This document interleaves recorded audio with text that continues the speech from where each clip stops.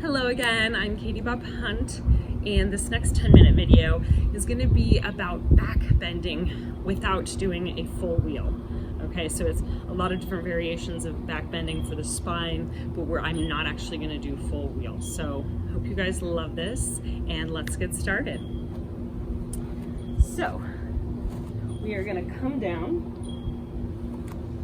all fours, getting shoulders over wrists, hips over knees.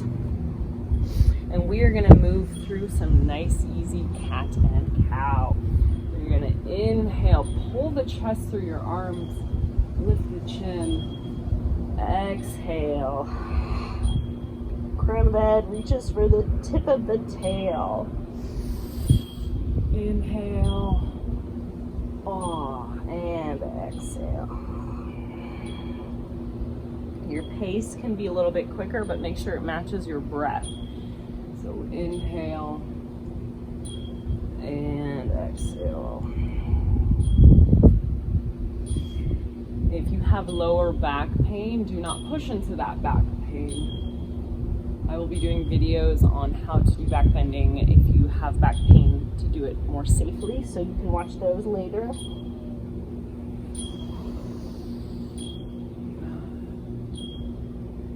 And from here, we're gonna go into child's pose. So sit the hips back, let the head go down.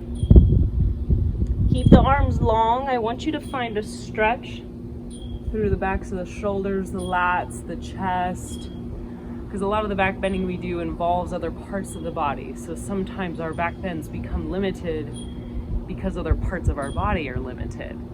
So you may notice when you open up your back, your lats, shoulders, chest, suddenly your back bending asanas become easier and more accessible. So train everything. Good. And from here, inhale, go cat, cow. Inhale, cow, exhale, cat. And from here, we're gonna go into puppy. So this is already kind of a deep back bend for some people, but if you can lay your chest on the ground, forehead or chin on the ground, arms straight out in front of you, and take deep breaths. A less intense variation of puppy would be to have your hands, arms still straight out in front of you, but get a block or some blankets and put them under your forehead, okay? So it brings the ground up to you. So you would be like here, okay? But if you can drop the chest to the ground. And from here, I want you to rock left and right into the armpits, being pressed down and out.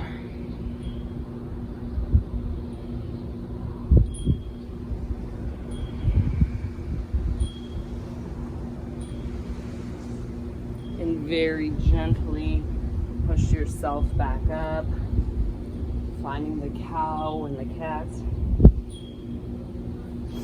and coming all the way down to your stomach. We're gonna find Sphinx pose now. Sphinx is probably one of my favorite back bends. So again, if you have lower back pain, you might want to put this video off till later. But I'll give you the quick skinny. You want to pull up on your pubic bone towards your belly button.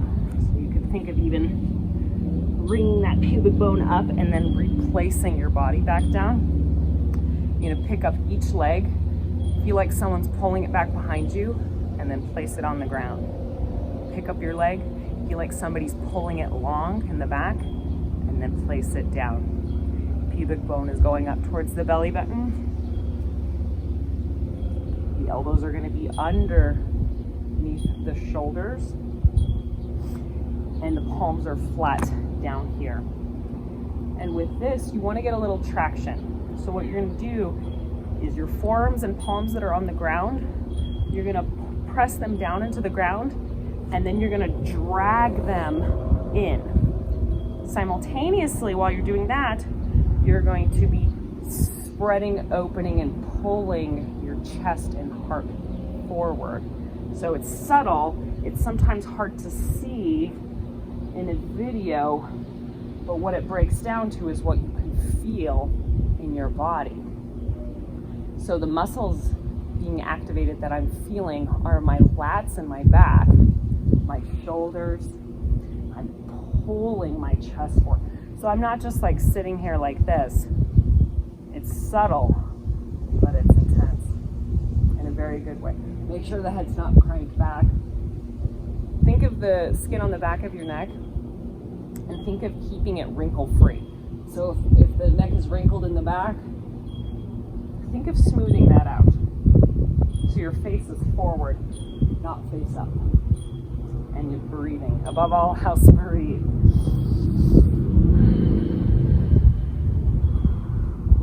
And go ahead and relax. Just take a break. Release the pressure. You can put the forehead down.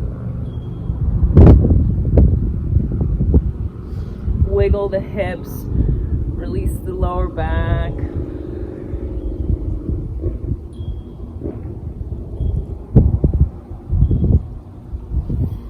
And we're going to go into baby cobra. So forehead on the ground. Take the hands back. Elbows in. And you're going to use the muscles on your upper back to peel your body up. Okay? So it's not so much a push up with all arms. They will support and help. But use your back muscles. We want to strengthen the back. Not just bend the back, but strengthen it as well.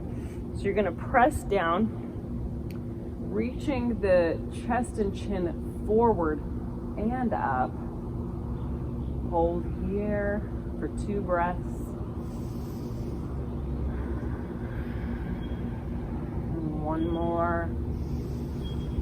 And exhale, release it down slowly. Shake the hips left to right. We're going to do it again. So you're not pushing your body, you're not crunching your upper body back down into your lower body. When you're pressing down with these palms, your upper body wants to come forward and up, okay?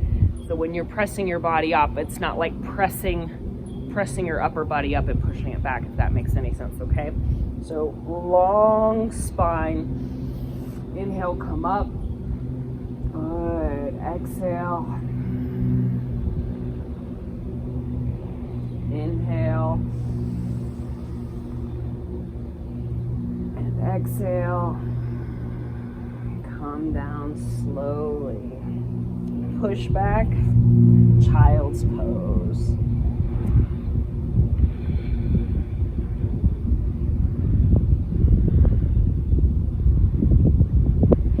And inhale, all fours. We're going to make our way to our back.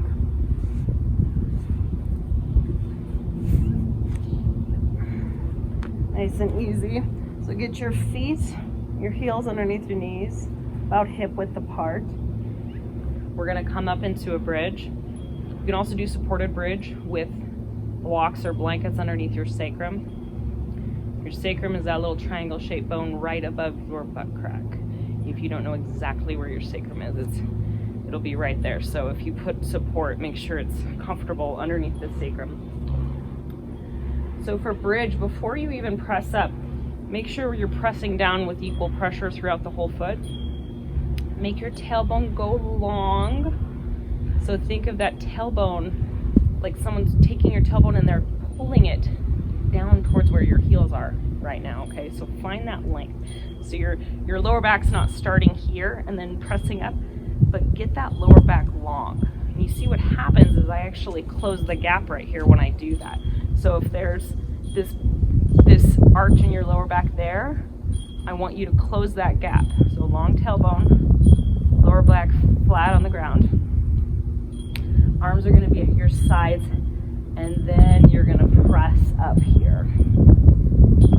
If you can, what I want you to do is think of palms going up, and then I want you to think of squeezing your shoulder blades towards each other.